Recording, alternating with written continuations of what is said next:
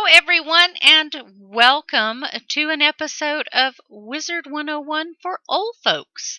So, this is a game that primarily was developed and designed with our young people in mind, and it went over fabulously. And then, as time went on, kids asked their parents to jump in for help, or they couldn't figure out how to do things, and the parents started playing the game. And the parents fell in love with the game, and so they introduced it to their friends, who introduced it to their friends and family.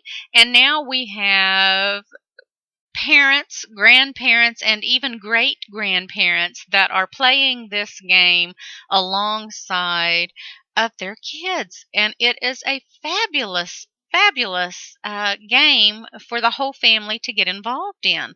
Now, the reason I decided to start doing these particular videos was so that the parents had somewhere to go to learn the tips and tricks that would help their kids, or if you were just playing for your own sake, maybe you needed to know how to do some of the things, and I'm hoping to be able to help you out with a few of those things.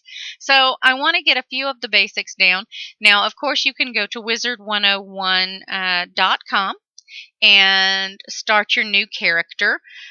Here, I've already got 5 characters showing, and if I wanted to do a new one, I could just select the new button over here and start building a new character from scratch. So I am going off the assumption that you have gone to Wizard101 and you have started a new character.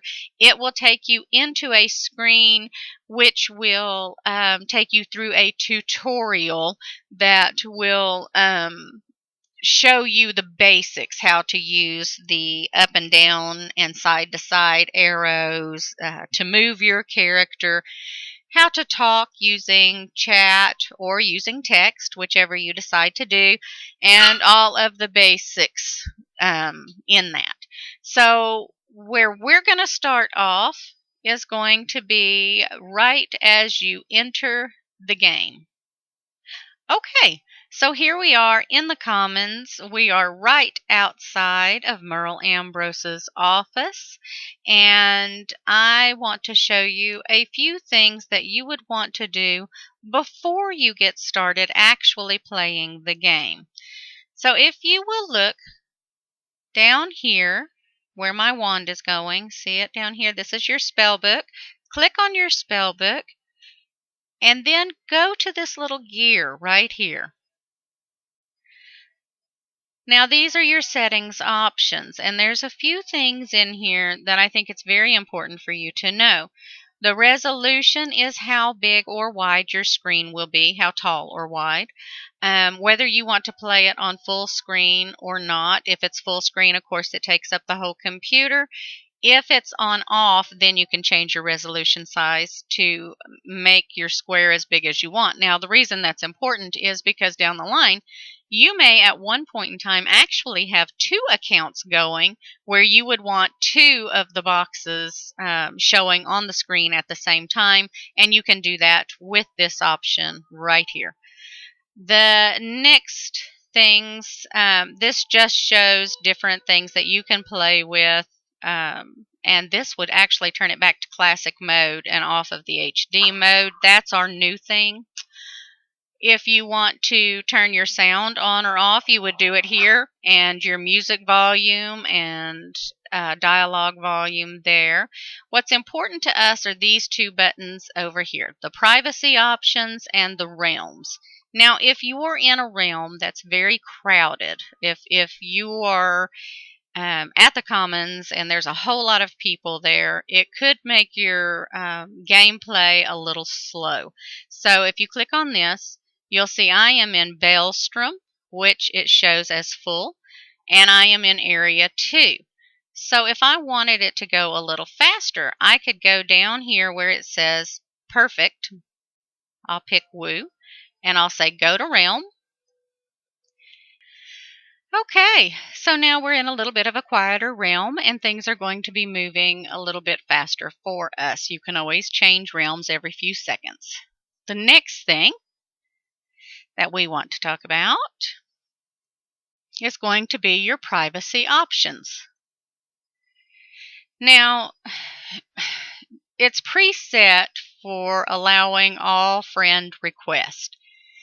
I suggest you put it on none. That way you won't get barraged by a whole lot of friend requests, and if you find somebody that you do want to add to your friends list, you can pick and choose. You can ask them to allow you to be their friend, or they can ask you, so it's always a lot better that way. The trade requests are referring to treasure cards, and that's okay to say yes. Hatch request, you can leave it yes. Friend teleports are good. The rest of this is pretty good the way it's already set up. You'll click OK. Now, we are at the Commons area. And some of the first things that you're going to want to do when you're in the Commons area is you'll get sent to speak with Prospector Zeke. A nice thing to know about Prospector Zeke is not only that he's going to give you quests that will give you additional practice points, and practice points are what you will use to get additional spells from other schools than your own, but he also, if you'll click on Mount Shop, will allow you to buy temporary mounts. For 1,000 gold, you could rent these mounts for 1 day, or you can sell objects. Now, what's important about this is there are objects that you'll end up with in your inventory as you go along that will say no auction on them. So if it says no auction, that means you can't sell them at the bazaar like other items. And this one is no sell, no auction. Hard hat, no sell, no auction. You'll just get a lot of these things in here. Most of the things, now this no sell, no auction, the only way to get rid of that is to put it into your bank or to delete it completely, trash it. So there are some that you can't do anything with. But most of these that say no auction on them, you could actually sell if you wanted to here at Zeke. So that's something to keep in mind. Now, right beside Zeke, you'll find Eloise Merriweather, and she's usually pretty close to Zeke in all the different lands. And though she works like Zeke does for buying and selling different things, primarily we use her to stitch items. Now, stitching items means that you can take the appearance of a hat that you may be wearing, but you can use the stats off of another hat. So if I wanted to wear the Midsummer Cowl hat look, but I wanted it to have the 71 life and the 2% strength as the other card, the Wisteria Warriors Warhelm, boy, that's hard to say, says, then I would click on each of these under Appearance, this one, and Stats, this one, and then I would say, it'll say here, Create. You would click on Create. And when you click on Create, it will take you to the next screen and it will say, are you sure you wish to create this item? And it will say it's going to delete the old item and you will only have this one left, and you say yes if you want to go through with that or not. So that's the primary thing that we use Eloise for. So Eloise and Zeke are in most of your lands that you will see. The next thing you'll want to know about is the Pet Pavilion. Now, you'll have to be level 7 to be able to get into the Pet Pavilion, but once you reach level 7, this is where you will go to hatch your pets or to raise your pets up so that they can in turn help you with your statistics. In the pet pavilion, you'll find multiple little games that you can play. Now, one of the tricks to know is over here at this dancing game. You don't necessarily have to actually play the game. If you fail 3 times on this game, it will automatically take you to the next thing, which is allowing you to feed your pet so that you can raise them up. Let me show you right quick. I'm going to do one for you just so you can see. It doesn't matter which one of these you pick, but pick one and you'll hit play.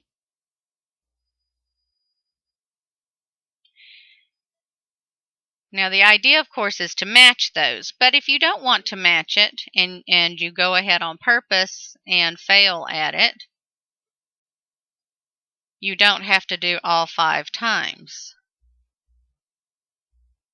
She looks so disappointed, and it says try harder. And then you'd click next, and you'd pick a snack, and you'd say feed pet. And just like that, you fed the pet, and you're on your way to raising her up.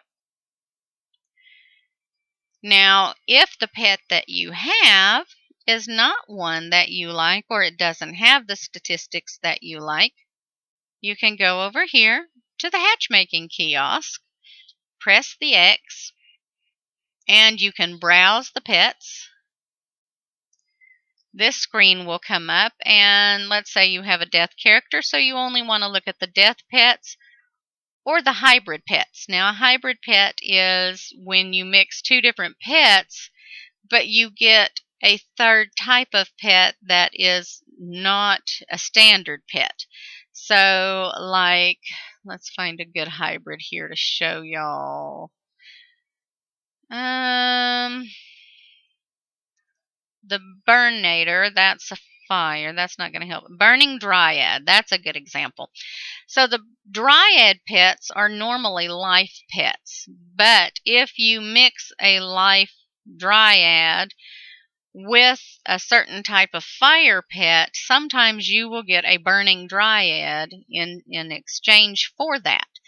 Now, let's say you were interested in hatching with this pet. You would double click on what type of pet it is, and it brings this screen up. And it shows you all the talents that this pet has. And the level 82, which is very high, which is a good level. And then if you're not happy with this first one, you can go to these arrows at the top and move through the arrows. You see the name is changing up here until you find the one that you are happy with, the stats. They are the stats that you want. And then if you have enough gold, you can hatch by clicking on this button that says hatch down here. And basically that's how it works with regular pets like these, or it would do the same thing for any type of other pet. You just use this button. But remember, these arrows, they're the ones that takes you through and allows you to pick which pet you want. Okay, so that's the basics on that. Let's see, there was a couple of other areas in the commons that I wanted to take you through that I think would be important for you starting out your game, learning how to play Wizard 101. One of those areas is going to be right up here, and that's going to be the library. What's nice about the library, you will get some quests, even as a young wizard, to come to the library. And Harold Argleston will also sell treasure cards. So if you, like I'm on a little death wizard here, and it shows these traps currently owned 0. So I could buy some of those traps. Now this is a triple trap, so that means that if you put it on a bad guy with a single trap, you could stack them together and you would get an even higher hit. And he offers several different hitting spells as well as blades and traps. Now, blades go on you to make you hit bigger. Traps go on the bad guys to make them get hit with more points. And that's the library.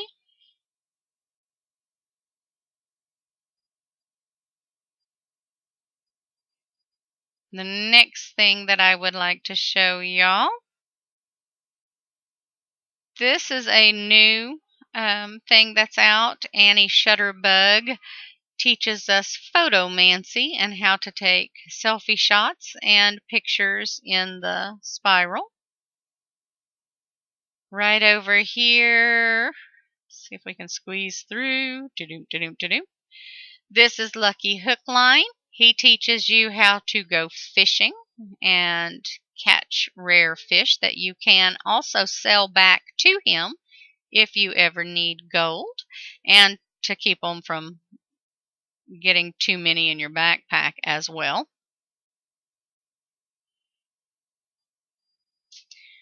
And up here we have the fairgrounds. Hilda Brewer is a very important person for you to know. You see this little purple vial right here? Okay, well, Hilda sells those. So as you get older in your wizarding world and your character gets older, you will end up with several of these lined up here. And after you've played for a while, you'll notice that you have to use one or two of these. Your life will be down, your mana will be down, and by using a vial, it automatically will refill these. But you don't want to go back home every time, and you don't want to come to the fairgrounds or to the little areas in each world and have to play a game to refill those vials every time, which you can do if you want. It just takes time. And if you're in the middle of a battle and you need a new life quick, Hilda Brewer is the way to go. She will sell you potion bottles, and you can tell her to fill one potion or fill all potion bottles. So she's a good friend to have. Over here is Sabrina Greenstar, and Sabrina offers shields. These are the spells, the permanent spells that would go in your deck. The first one, this one, you see my death shield, it says free. So I can go ahead and click on train. Are you sure you want to add this spell? And you say yes. And that was free for me because it was the school that I have. Now, if I had already gotten that one, I could still get these shields as well, but they're going to cost me 1 point, and that's the training point. These are the ones that I was talking about with Zeke, that you could earn training points with the quest he gives you. I have 3. I want to hold on to those, though, for now, because I know in Crocotopia, I want to use some of those training points to pick up permanent spells of the triple traps and the triple blades. So I'm going to hold on to those training points. I want to run you back here for just a minute. You see the little guy? This is one of Zeke's quest. He will tell you to find the smiths in the commons, and this is what he's talking about when he tells you that. So you know you have one here, and you also will find one of those in this area, Golem Court. Golem Court is important for you to know for a couple of different reasons. There will be some quests that bring you to Golem Court. Regina and Sir Reginald will both have quests for you. Mr. Lincoln, his job, once you reach level 12, you could actually buy back your training points, because some people will use up all their training points only to realize that they did not want to waste those training points, so they'll buy back and start over collecting their spells again. And then Farley is important because he teaches you how to garden, which is a very important part of the game. in that gardening is how you can get a lot of your mega snacks. Gardening is also how a lot of people get treasure cards and blades and whatnot to stack to make higher stats. We'll get into that in later videos. Clicking train will bring up the spells that you can buy once you have gotten to a high enough level to start your gardening, and they do cost gold. Now, let me show you right quick over this way. Here's your smith for your Zeke quest here in Golem Court. We're going to head back out of Golem Court now because there's two other areas that I want to talk about.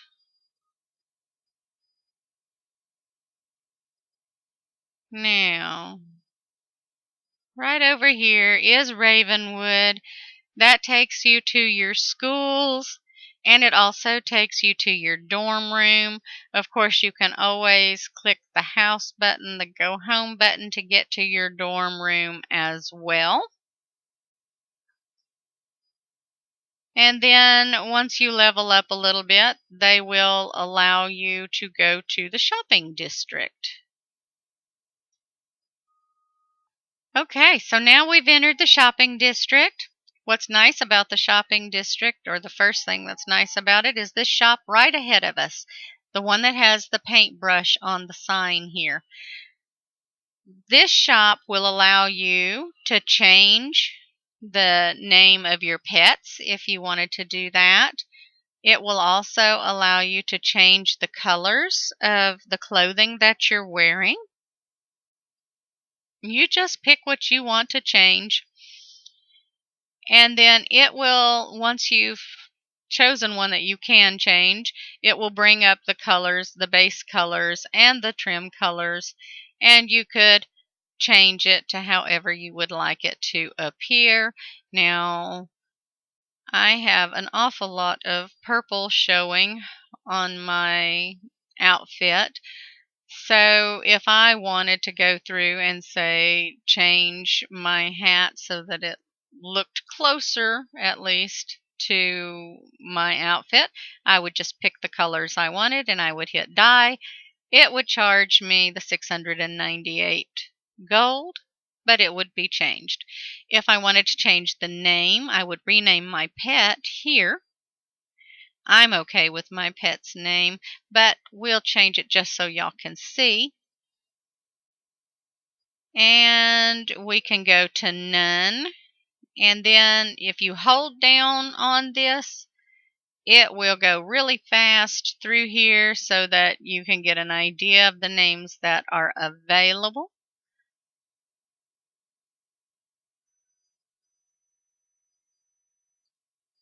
Say I want to call her Madison. Then we would just say okay. And we'd click rename.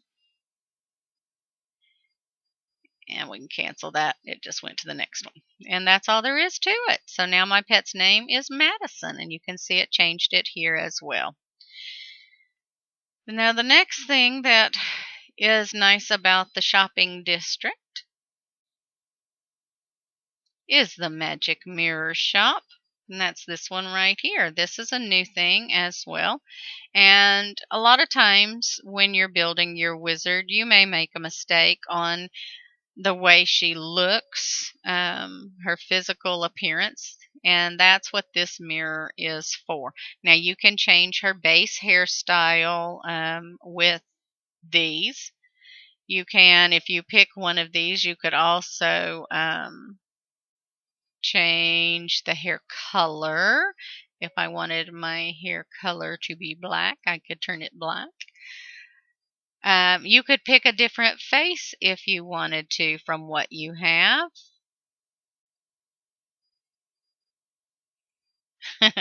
And then after you figure it all out, then you would say buy makeover. This cost is in crowns though, so be aware it's crowns, not gold. The reason that makes a difference is that crowns have to be bought. And you can go here to the crown shop and buy your crowns from this button down here. It will take you to the Wizard 101 page where you can purchase crowns if you want to.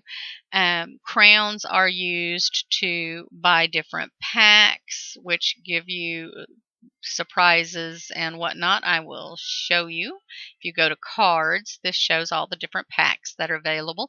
The newest one is the Decaversary pack. So if I wanted to buy a Decaversary pack and use crowns, you can't use gold. Like I said again, you'll use crowns. You click buy and you say buy, and you would get 7 different items: rare, random, common, uncommon. You never know what you're going to get from this. This time I got a snack, a plant, a pair of boots. Oh, that's a plant. A haunted theme. A theme goes into music boxes that you can purchase, or sometimes they get dropped by bosses for you. A snack for your pet, and a small jade reagent. Reagents are used for crafting. We're going to get into all of that at a later time. So that's the packs, and that's where you get crowns if you need to buy crowns. Okay. One more thing, and then I am going to close out this video before it gets too long and drawn out. Of course, you probably already know what the blue wisps are that are floating around. You have to have the blue energy in your ball every time you're fighting a battle. This decreases, and those wisps are what refills that. If you go into Old Town,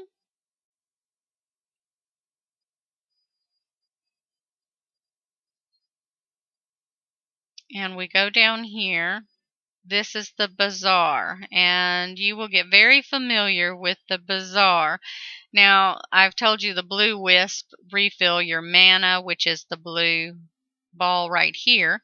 The pink wisp refill your life, but as long as you're in Wizard City, you will notice that your life refills on its own.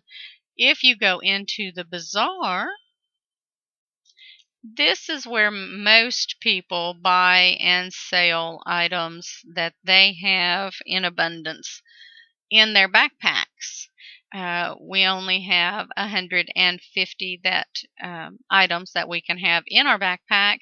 So if we wanted to buy a new hat, the ones in black mean they're for a particular type of school. The ones that are not can be used by any school.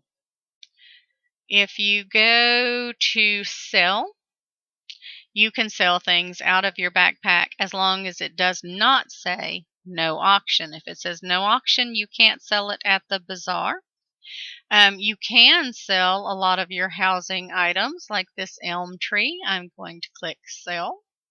Are you sure? Yes. And it gave me 120 gold. So that's one way of making gold, is by selling things. And you see under here it tells you how much you'll get for selling that item. And you can sell some of the plants as well, like this frozen fly trap or the snapdragon. If I sell it, it's 120 gold. So I can sell it just like that. You can also sell your treasure cards if you don't want the treasure cards that you have, or they're not one that you'll use. Like I won't be using the storm blades, and I have 7 of them. It shows down here how many you have. So you can click sell, or you could click sell more. And then you just slide this over. I have 7. I'm selling them all. I'm going to begin. This says minimum is 700, maximum is 1700. You could get anywhere from 100 to 250 gold per card is what that's trying to tell you. So I'm selling it, and it's telling me that I sold them for 1600 gold. So I say okay, but that way you don't get overloaded in your treasure card deck. And I know you say, oh, I've got 999, I'll never get overloaded. But trust me, you actually do. You actually get that many. You also have the option to sell reagents. Reagents are used, like I said before, for crafting, and you get these through picking them up as you're questing. They'll be on the sidewalks, on the grass, whatnot. Um, I do not suggest selling your reagents unless you have a whole lot of one thing and you know for certain that you're not going to need it. Sometimes you will need those reagents to craft another type of reagent that you may need to craft, like a house or something big. You just never know. You can also sell snacks. Now, I garden a lot, so I have a lot of mega snacks, what they call mega snacks, which is level 8 and 9 snacks. But as you see here, I have 72 jars of jelly beans. They're a level 6. I probably won't use a lot of those. So if you need gold, this is a fabulous way to get more gold. You just click sell more and you can sell as many of these as you want. And you click sell, and I just made 12,000 gold. In the opposite manner, if you have too much gold, which I promise you at one point in time or another you're going to have too much gold, a good thing to do is to buy either the Empower treasure cards or buy the big snacks with your gold, just to knock it down a bit, because you can always sell it later when you may need gold. Let's see, what else? You can also sell from your bank. I don't have anything on this wizard. Oh, yes, I do. I have a couple of things for when she gets older that I've held on to in my bank for this wizard. If I wanted to sell them and they didn't say no auction, I could sell them here. All of mine say no auction, so that won't happen. But anyway, that's the idea. Now, I know that's a lot of information, and that is just covering the very basics of Wizard City. I do want to show you, look, there's another one of those smiths. So when you're out hunting, you can find one right there. Now, I know that that's a lot of information. However, it's only the tipping point. This is only your beginning on your journey. Right here is also your gems, which get added to clothing, and we're going to be able to go over that in another video. We'll go over the different lands in other videos. We're going to talk about buying your house, how to garden, how to build a stacked garden, because whether you're doing it for yourself or you have children that are playing the game, I guarantee you're going to, at one time or another, going to want to try to build a stacked garden. We'll go more into detail about fishing. There's so much to learn about this game. I'll take you through and teach you how you want to decide what clothing to wear, what clothing to put in your bank, when to use your shared bank. There's so much. There's so much. It's such a wonderful game. We haven't even had our first battle yet, but we'll get into that too. I hope that these tutorials will help you guys out a whole lot. If you have questions, though, that I haven't covered in the video, you feel free to just drop those below, and I will try to work those questions in for y'all. Be sure that you share this video with other old folks that might be interested in playing a game that's not overtly sexual, that's not overtly aggressive. You don't have a lot of bloodshed. It's just good, clean fun, and you do meet a lot of people. So it's really a nice way of passing time. Okay, guys, I'm going to let you go. I hope you've enjoyed the video. Give it a thumbs up if you have, and I'll see you in the next video.